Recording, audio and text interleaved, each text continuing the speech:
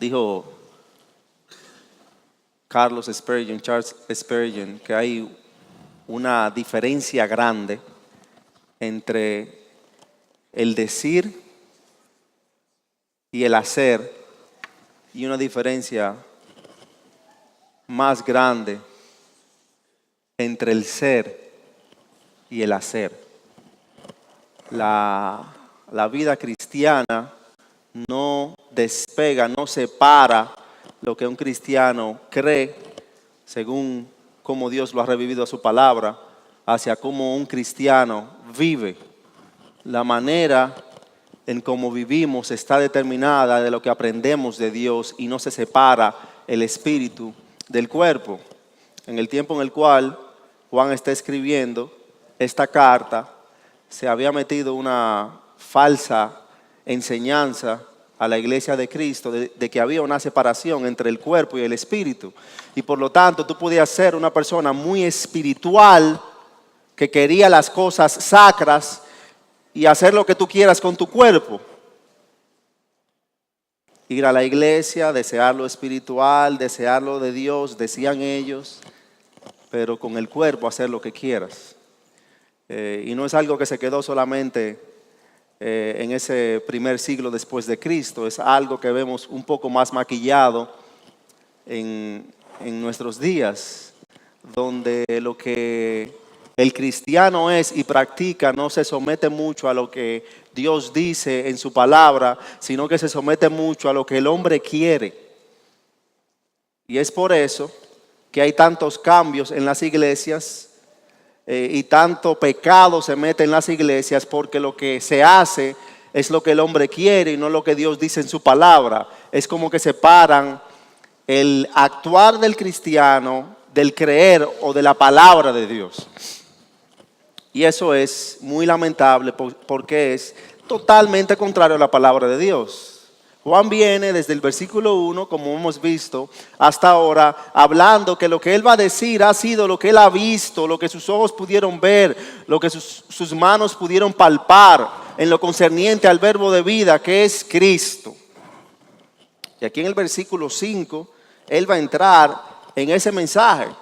Él, como el pastor Parménides ha señalado de una manera un tanto circular, ha vuelto al verbo de vida, a lo que él va a decir, a cómo él lo va a decir, a de dónde es la fuente de lo que él va a decir.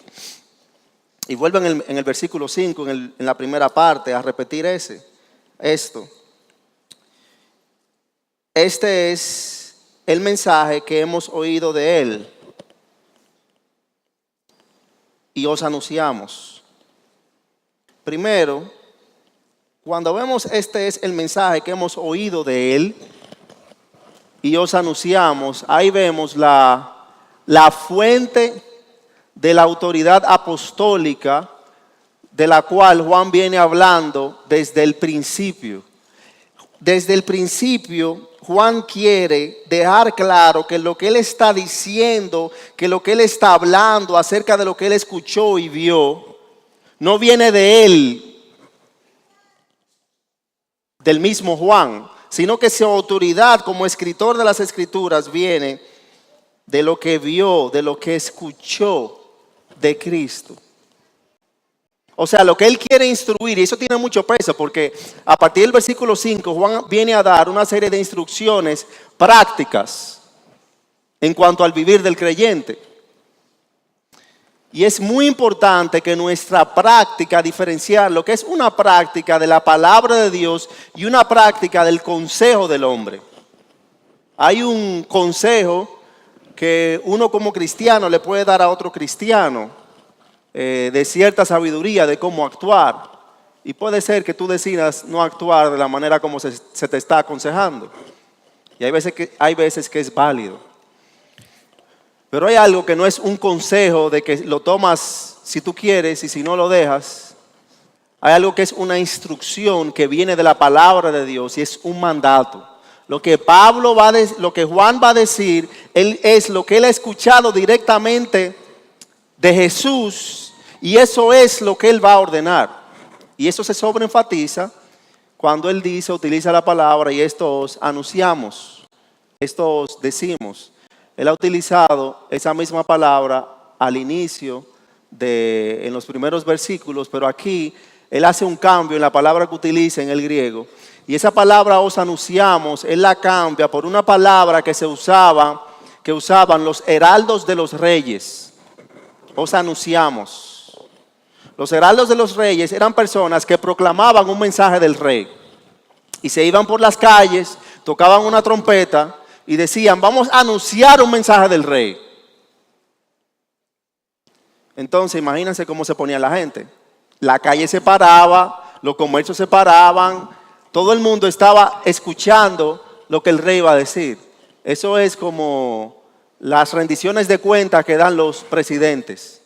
Ya yo siento como que no es lo mismo como antes, pero antes eso era un toque de queda. Cuando el presidente iba a hablar, iba a decir algo, iba a designar a alguien, todos los canales, no sé si es así ahora todavía, pero todos los canales locales como que se paraban, ¡pum! Y había un par de la transmisión y se escuchaba al presidente. Eso yo recuerdo por lo menos de los tiempos de Balaguer, que todo se paraba y era todo el mundo escuchando a lo que iba a decir el presidente, porque era algo muy importante.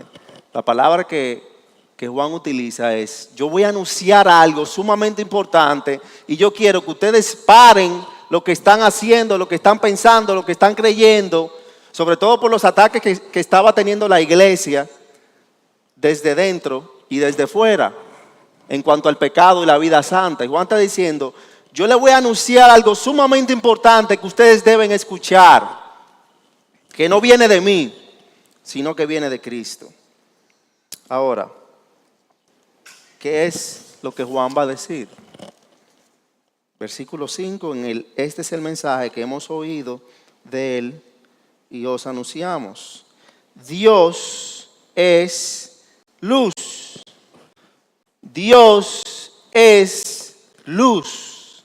Y esto puede tener muchas interpretaciones y tal vez varias aplicaciones de por qué Juan utiliza aquí la palabra Dios es luz. Él dice que él anunció algo que él había escuchado de Jesús, de él, el mismo Jesús, aunque no dijo el enunciado en sí de que Dios es luz, sí se refirió a sí mismo como luz. O sea que Juan escuchó de primera mano a Jesús referirse a sí mismo como luz. En el Evangelio de Juan, Juan mismo relatando acerca de la vida de Cristo y del ministerio, relata en Juan capítulo 3, versículo 19, cuando Jesús dice, y esta es la condenación, que la luz vino al mundo y los hombres amaron más las tinieblas que la luz, porque sus obras eran malas. También en Juan 8:12, el mismo Juan, que es de los 4 evangelios quien más utiliza esa descripción o quien más enfatiza en eso de Cristo, referirse a sí mismo como luz. En Juan 8:12, Cristo dice, yo soy ¿qué? La luz del mundo. Yo soy la luz del mundo. Y la manera como Juan aplica la palabra luz para recibirse a Dios, más que ver, bueno, agrupa muchas cosas. Agrupa la gloria de Dios, pero sobre todo enfatiza la naturaleza y el carácter perfecto de Dios. La naturaleza y el carácter perfecto de Dios. La pureza, la santidad, lo genuino que es Dios. Enfatiza que en Dios no hay mancha, que no hay mácula, que no hay sombra, que no hay error, que no hay mentira, que no hay pecado. Dios es totalmente perfecto, totalmente puro, totalmente santo. Y eso es visto, ese énfasis en la perfección de Dios y en la pureza de Dios. Número uno, en que en el texto griego Juan no utiliza un artículo antes de la palabra luz. Él no dice Dios es la luz, él dice Dios es luz. Cuando eso se hace en griego es para enfatizar el carácter de alguien o la naturaleza de alguien. No tanto el obrar, pero quien alguien es. Entonces Juan quiere enfatizar aquí la pureza de Dios. Gramaticalmente es visto por eso. Ahora, es obvio y claro, sobre todo en el mismo versículo, porque Juan utiliza algo que en la gramática española no es muy correcto, que es una doble negación, pero es para enfatizar algo que se usaba mucho en el griego clásico anteriormente. En el versículo 5 él dice, este es el mensaje que hemos oído de él y os anunciamos, Dios es luz. Y entonces se enfatiza, él da un enunciado positivo y enfatiza con un enunciado negativo. Y no hay ninguna tinieblas en él. Y en el original dice, y no hay ninguna tinieblas en él, no hay. Él quiere enfatizar no solamente que Dios es luz, pero él quiere enfatizar que en él no hay sombra, que no hay mácula alguna, que no hay pecado, para que no quede la duda de que bueno, él puede ser luz, pero en él hay algo de sombra. Que es algo muy probable, sobre todo con lo que uno ve. El mismo sol es la muestra tal vez física más grande de luz que hay, pero el mismo sol tiene puntos de oscuridad. Pero Dios no. Dios es mucho más perfecto que el sol o cualquier pureza que nosotros podamos pensar o cualquier luz que nosotros podamos imaginar. Hay un bombillo, aquí está sumamente iluminado, pero hay partes que pueden ser objeto de oscuridad aquí, porque están tapadas, como ese cofre, si tú lo tapas va a estar oscuro ahí. Detrás de la bocina, la luz, la bocina está tapando la parte de la luz y hay oscuridad ahí. Aquí todo está muy claro, pero hay oscuridad. Y de hecho uno pudiera decir, puede haber más luz aquí, se puede poner más claro. Hay personas que han venido aquí y a pesar de que uno lo ve claro, lo primero que dicen, ustedes necesitan poner más luces ahí adentro, porque se siente un poco, no oscuro, pero que hace falta luz. Eso pasa en lo que nosotros conocemos como algo claro y que hay luz. Puede siempre haber más luz, pero con el doble énfasis que Juan está utilizando aquí en el versículo 5, él no quiere que se quede ninguna duda de que puede haber aún más luz en Dios. No hay posibilidad de más luz porque en Él no hay oscuridad alguna. ¿Entendemos? Él no quiere que quede duda en la mente de uno de que Dios puede ser más luz. Ahora, esto es sumamente interesante porque a partir de ahí Juan empieza a dar una serie de implicaciones de esto en cuanto al hecho de que Dios es luz.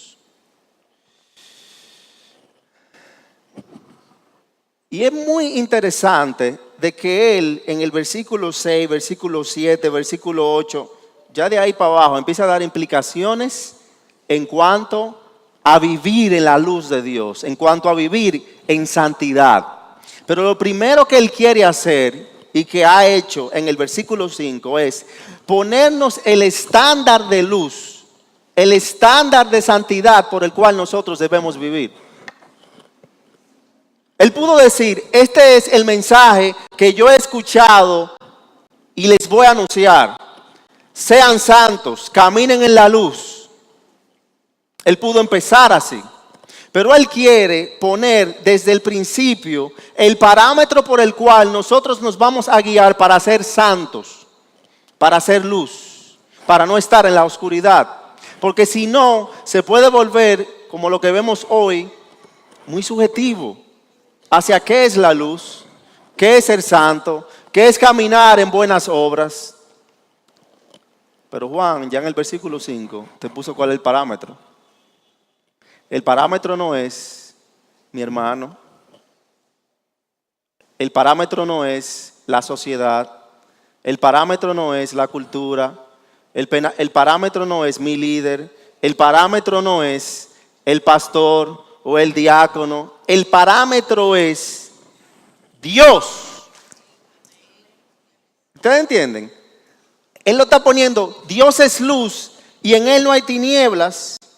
Entonces, después empieza a dar las implicaciones prácticas de que Dios es, de caminar en la luz de Dios, mirando a Dios. Es por eso la necesidad que tenemos las iglesias de estudiar y conocer la persona de Dios. Esa es la gran necesidad que tenemos, porque Él es nuestro estándar de perfección. Todo viene de Él y a Él lo debemos mirar. Lamentablemente, como que hay muchas iglesias perdiéndose hoy en día, tratando de buscar cómo conducir más a las personas hacia Dios, pero mirando hacia allá afuera. Estudiando la cultura se piensa que vamos a comprender a cómo hacer mejor iglesia y cómo mantener las personas aquí y cómo hacer mejores alabanzas y cómo hacer mejores prédicas y cómo vivir mejor. La única manera o la mejor manera para hacer cada una de esas cosas y para ser levantados perfectos a la imagen de ese Dios es estudiando a ese Dios. Porque en Él no hay error, no hay falla, no hay pecado, no hay duda, no hay sombra. Las Escrituras revelan dos cosas fundamentales que surgen del hecho de que Dios es luz. Porque ciertamente, como Él va a decir más adelante, debemos caminar en la luz, pero para comprender el hecho de que Dios es luz, y entonces desplegar eso, yo necesito ver dónde o cómo se aplica la luz. Número uno, la luz, cuando se habla de la luz en las Escrituras, la luz está representada en la verdad de Dios, comprendida en su palabra. La luz se representa en la verdad de Dios, comprendida en su palabra. El Salmo 119, 105 dice: lámpara es a mis pies tu palabra y lumbrera a mi camino. El Salmo 119, versículo 130 dice: la exposición de tu palabra imparte luz y da entendimiento al sencillo. Proverbios capítulo 6, versículo 23 dice: porque el mandamiento es lámpara y la enseñanza es luz. La luz es representada una y otra vez, tanto en el Antiguo como en el Nuevo Testamento, como la palabra de Dios. Dios imparte luz a los suyos por medio de su palabra. O sea, que la luz de Dios es desplegada en la verdad de Dios, que es la palabra de Dios. De ahí y solo de ahí nosotros obtenemos la luz de Dios. Pero también la luz de Dios está enlazada a la conducta de alguien. Alguien puede buscar Efesios capítulo 5, versículos 8 y 9. Efesios 5, 8 y 9. Y alguien que busque, por favor, Isaías capítulo 5, versículo 20. Isaías 5, 20 y Efesios 5, 8 y 9.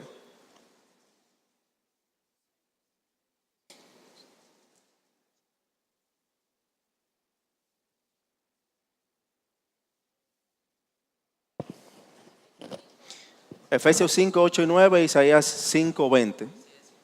Petra Delgado. Te vamos a perdonar.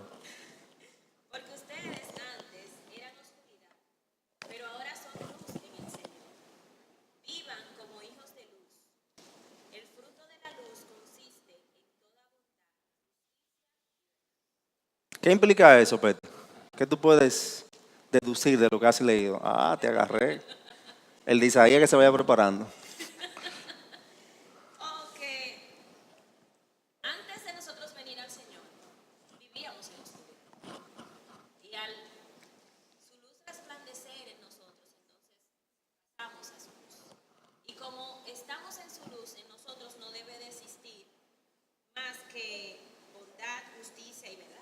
sea que la luz de Dios implica caminar en su verdad.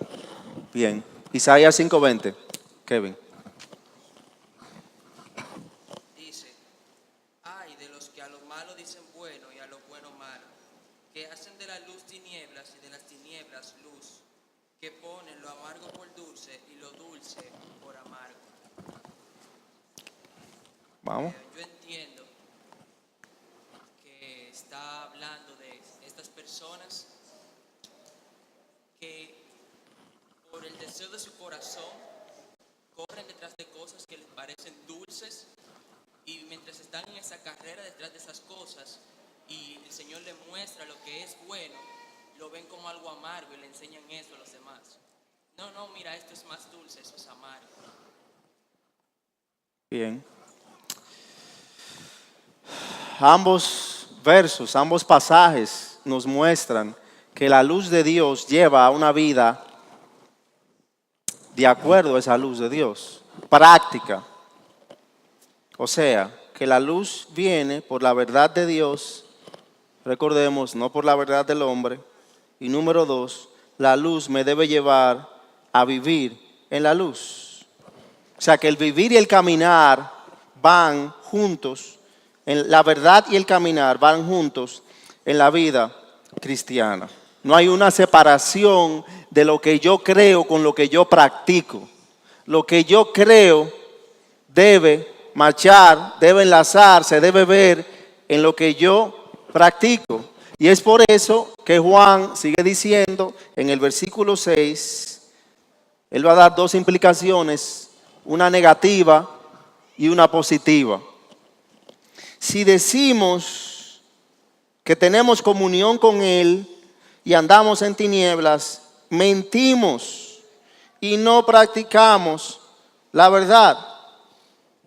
O sea que el versículo 6 y también el versículo 7 lo que empieza a dar es una aplicación, nos empieza a dar la práctica de esa perfección de Dios de la cual Juan habló en el versículo 5.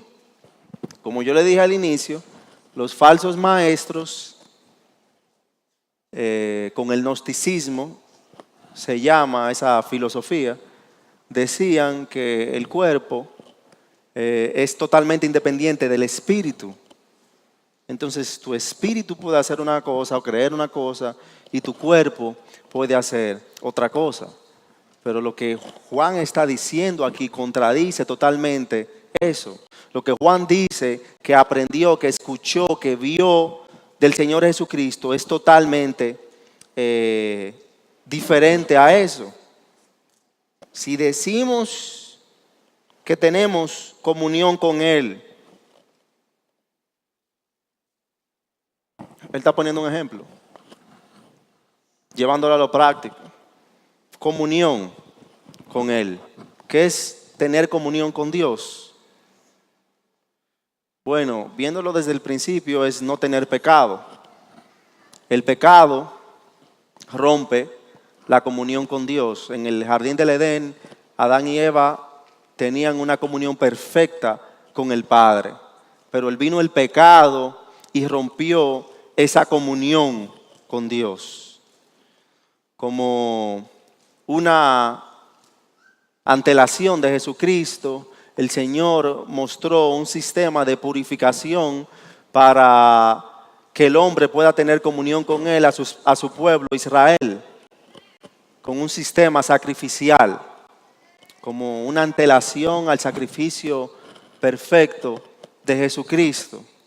Y luego viene Cristo, la sangre del Cordero, que Dios manda a la humanidad por su gracia, no por las obras de los hombres, para que todo aquel que en Él crea no se pierda, mas tenga vida eterna. O sea que eso implica que todo aquel que cree en Cristo tiene vida eterna, tiene comunión eterna con Dios. Todo aquel que cree en Cristo tiene comunión eterna, puede estar eternamente con el Padre. Tiene una relación directa con el Padre. Entonces lo que Juan está diciendo es que si yo digo que tengo esa comunión directa con el Padre, que yo creo en Jesucristo y vivo por Él, pero ando en tinieblas. Vivir en tinieblas. Si estar en la luz es Dios y la verdad de Dios, como nos dice su palabra, estar en tinieblas es totalmente lo contrario. No es solamente estar apartados de Dios, pero es vivir en contra de Dios. Estar en tinieblas es vivir en contra de Dios. No es solamente que el que vive en tinieblas, que el que no vive en la luz, tiene una apatía y está pasivo y Dios le es indiferente porque está pasivo, porque él no es muy malo, pero no está en la luz. No, el que está en tinieblas, el que está en pecado, el que no está en Cristo, está en contra de Dios. Por más bueno moralmente que se vea, está en contra de Dios, porque no está en Cristo. Entonces, si yo digo que estoy en comunión con Dios, o sea que estoy en la luz, pero ando en tinieblas, si digo una cosa y hago la otra, me miento. Miento. Y mira cómo dice ahí, en tinieblas, mentimos. O sea, estoy viviendo en una falsedad. ¿Qué falsedad? La falsedad que da la oscuridad, porque no puedo ver la realidad.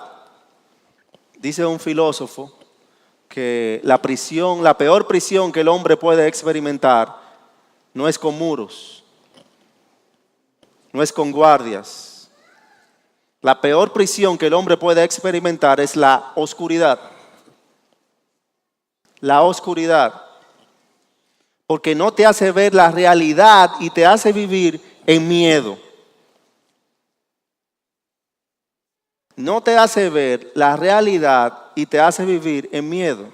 No sé si alguno de ustedes ha estado tal vez en un bosque bien oscuro, en el monte, metido para adentro, y experimentado lo que es realmente oscuridad, cuando no hay ni estrellas afuera. Yo una vez estaba en Estados Unidos y me voy con alguien, con un jefe, como que vamos a acampar en la noche. Yo no tenía mucha experiencia de acampar. No me gusta mucho a mí el exterior. Yo soy alguien más de interior. Pero no, vamos a acampar. Un americano bien, le gusta bien el exterior y salimos y nos vamos. Y él coge sus 2 perros. Tenía 2 perros, pastor alemán grandísimo, y nos vamos caminando por el bosque, y él quería caminar, conversar. Estaba él, yo, un hijo de él, y en uno de los perros, él tenía las linternas. Uno de los perros se le fue, y el hombre sale atrás de su perro, porque por ese sitio había osos, y él tenía miedo de que un oso se le agarrara el perro. Y de un momento a otro salen ellos 2, ¡vup!, atrás de su perro, y yo me quedo como parado. Y miren, eso no pasaron, todavía yo lo recuerdo, eso hace como 15 años. No, tal vez como 13 años. No pasaron 30 segundos y ya yo no lo veía a ellos. Ya yo ni veía las luces de los focos. Y yo mi mano no la podía ver. Y yo estaba parado. ¿Y qué yo voy a hacer? Mirando así, yo pensando, o sea, uno no sabe. Y en ese momento, yo como que estaba calculando, le doy para atrás, pero me puedo perder. Tú no tienes conciencia de la realidad. Y hay mucha gente que se han perdido así, como que se quedan en un sitio oscuro y dicen, no, pero yo sé para dónde voy a ir. Y cogen para un lado. Y duran días y días y días dando vueltas y no llegan. Entonces lo único que yo dije fue, yo me voy a quedar parado, yo me voy a quedar aquí. Ay, se puede haber lo que sea, pero yo me voy a quedar aquí porque ellos, yo no sé, pero ellos saben. Ellos tienen la luz y ellos tienen que volver para donde. Entonces ya a los par de minutos vinieron con la luz. La oscuridad es algo aterrador cuando uno lo piensa. Uno porque tiene inversor, porque tiene lámpara, porque tiene foco, porque hay tanta luz afuera que si se va la luz en tu casa, tú sales. Pero es algo totalmente aterrador y te puede hacer vivir en mentira. Yo lo he puesto antes como ejemplo, pero tal vez a ustedes, a alguno de ustedes le ha pasado que ustedes se cambiaron en la oscuridad y cuando tú sales a la luz, viste que te pusiste el t-shirt al revés, que te pusiste un poloché sucio. Tal vez le ha pasado a las mujeres que se maquillan en la oscuridad o en el carro sin mucha luz. Y cuando tú sales, ves que te parece a Gaparín y Saltarín. Los que se acuerdan de Gaparín y Saltarín. Eso hace la oscuridad, te hace vivir en una falsedad. Eso hace el pecado. El pecado cega los ojos de nosotros los hombres y nos hace vivir en falsedad y pensar que estamos viviendo en la verdad. Y tiene que tapar nuestros ojos obligatoriamente porque es lo único que puede hacernos quitar los ojos de la gloria y la luz suprema de Dios. Y es por eso que el pecado es todo aquello que nos hace quitar nuestros ojos de Dios. Por eso Juan es muy claro. Si yo digo que tengo comunión con Él, si yo digo que estoy en Dios, que estoy en la luz, pero yo estoy andando en tinieblas, yo me estoy mintiendo y no practico la verdad. Y no camino en la verdad. Esa es la implicación negativa, como Él lo pone. Pero, en el versículo 7, pero si andamos en la luz, pero si andamos en la luz, de nuevo, pero si andamos en la palabra de Dios, alumbrados con la palabra de Dios, como Él está en la luz,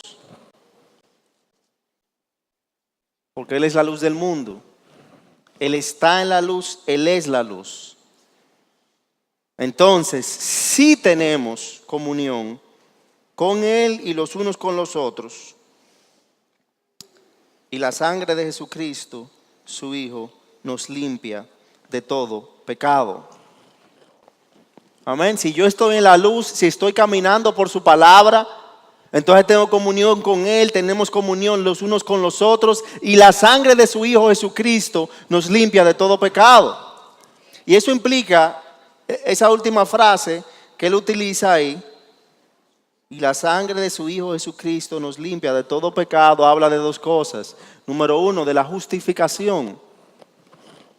Es por medio de su palabra que trae luz a nosotros, que somos alumbrados en cuanto a nuestra necesidad de Él, en cuanto a nuestro pecado, nuestra oscuridad. Nos trae luz, nos hace ver las manchas que tenemos.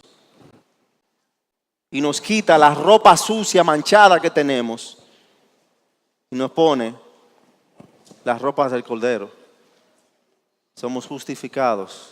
Tenemos su ropa limpia, perfecta. Nosotros nos pusimos la ropa sucia porque estábamos en la oscuridad, con manchas, con hoyos. Pero Él nos da la luz por medio de su palabra. Y yo estoy sucio. Y Él me está ofreciendo ropa nueva y perfecta. Y me la pone. Ahora, seguimos caminando en un mundo sucio. Y entonces hay una segunda implicación que da Juan aquí. Seguimos caminando en un mundo sucio que nos puede tratar de manchar la ropa. Entonces Él nos da garantía. No solamente yo te voy a dar una ropa nueva, no solamente te vas a vestir con mis vestiduras blancas y perfectas, pero mi sangre perfecta te va a limpiar de todo pecado. Eso hace caminar en la luz. Porque la luz que viene por su palabra nos sigue haciendo ver dónde está el pecado. Nos protege, nos cuida y nos da poder para vencer la tentación.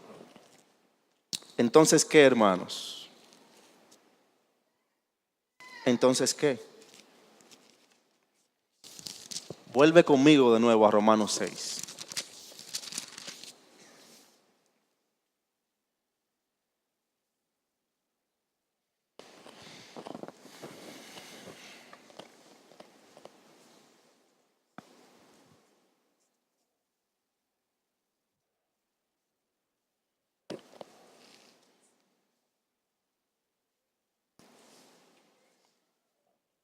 Y yo quiero leer de nuevo Romanos 6.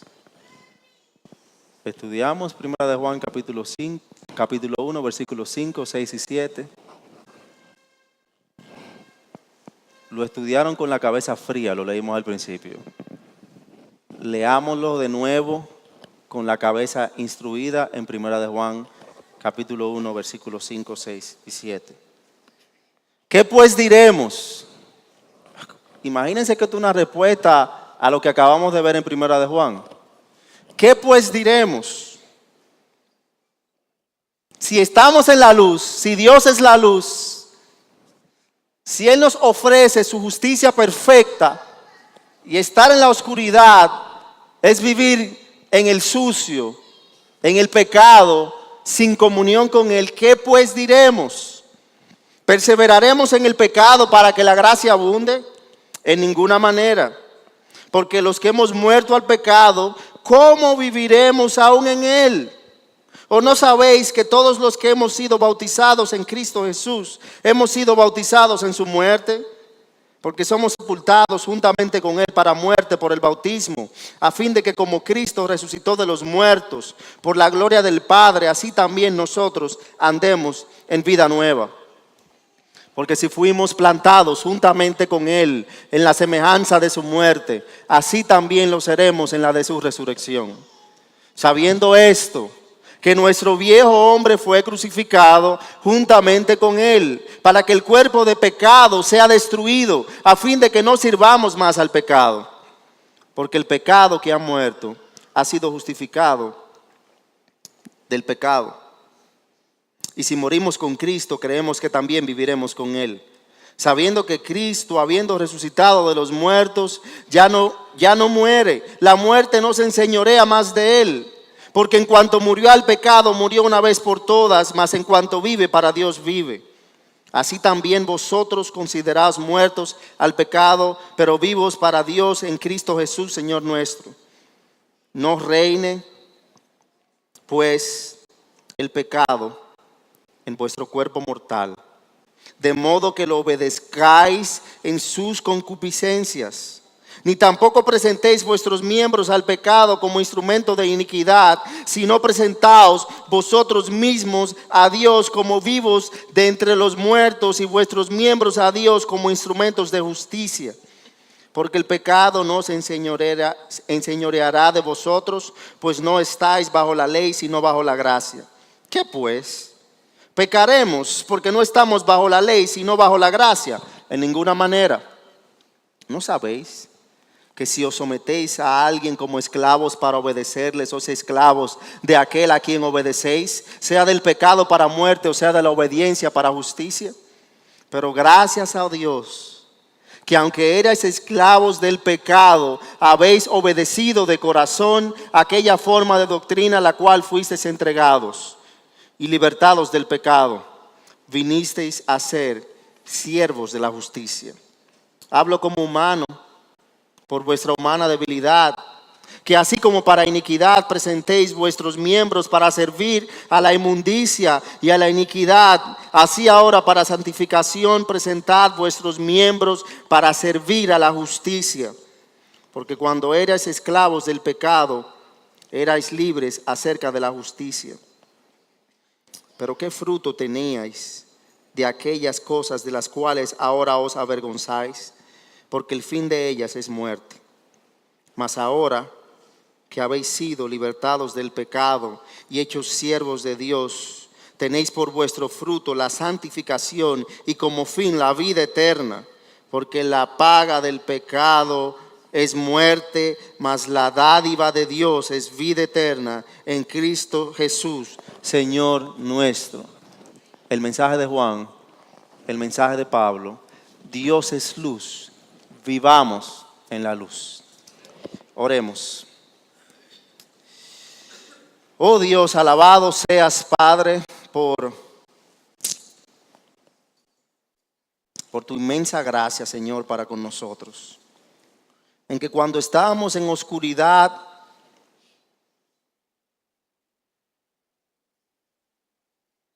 parados, perdidos, muertos, esclavos del pecado, obedeciendo nuestra propia necedad, tú en tu misericordia, Señor, nos mostraste tu luz en Jesucristo. Y nos hiciste libres, Señor. Nos diste sus vestiduras blancas. Y en su sangre nos diste el poder para limpiarnos de todo pecado. Y ahora que somos libres del pecado, yo te pido, Señor, que tú continúes obrando en cada uno de nosotros el fruto de la santificación y que como fin podamos obtener cada uno de nosotros la vida eterna, sabiendo que la paga del pecado en el cual vivíamos es muerte, pero la dádiva que tenemos en tu Hijo Jesucristo es vida eterna contigo, Dios. Oramos en el nombre de nuestro Señor y Salvador Jesucristo. Amén.